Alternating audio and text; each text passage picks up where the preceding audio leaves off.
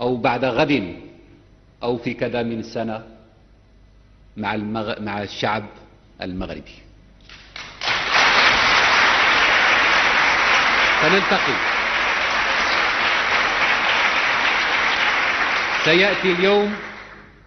سيأتي اليوم الذي نلتقي فيه مع الشعب المغربي، فلهذا ما نسبش أبدا المستقبل، ندافع على حدود بلادنا فقط، ندافع على حدود بلادنا فقط، ونقولوها بكلمات بسيطة، بكلمات واضحة. أما بالنسبة للشعب المغربي المدفوع المغلوب على أمره، اللي هو مدفوع في سياسة الهروب إلى الأمام، علينا نحن كأبناء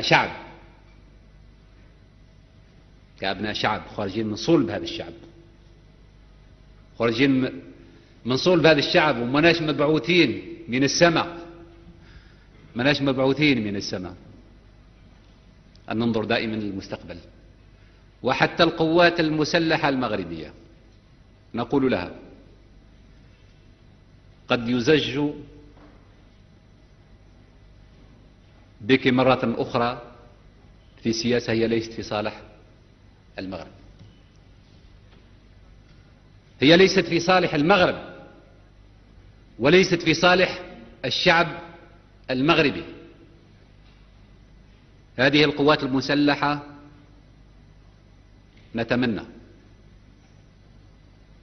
نتمنى أن تنظر وأن تفكر فيما حولها، بالناس اللي راح تقتل فيهم هم ناس عرب ومسلمين، وأن الشيء اللي راح يطلب منها ملك البلاد هو أن تعتدي على حرمة وعلى وحدة بلد شقيق. فنتمنى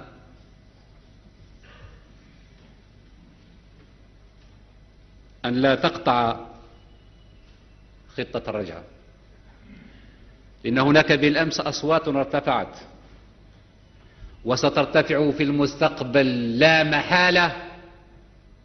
أصوات ضباط أحرار بدون شك سترتفع في المستقبل، وسيخرج من صفوف هذه القوات المسلحة في المستقبل في سنة، في 4 سنوات، في 5 سنوات، في 10 سنوات رجال أحرار يحررون المغرب، الشعب المغربي، من العبودية ومن الاستغلال ومن السيطرة البشعة،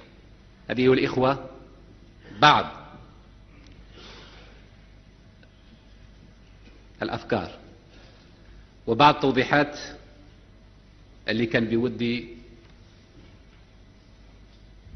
أن أقولها، أو اللي ما كانش بودي أن نقولها لو ما تفرضتش علينا الأمور فرضا.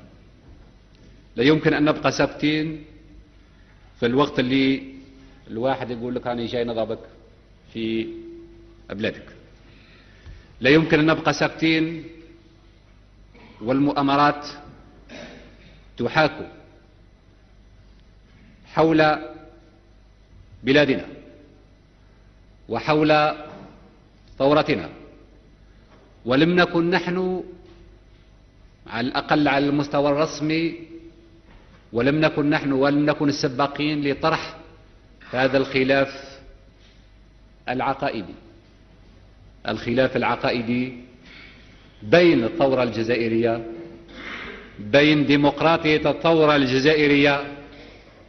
وديمقراطية المملكة الموروثة عن العهود الغابرة. نعم، نفتخر بديمقراطيتنا،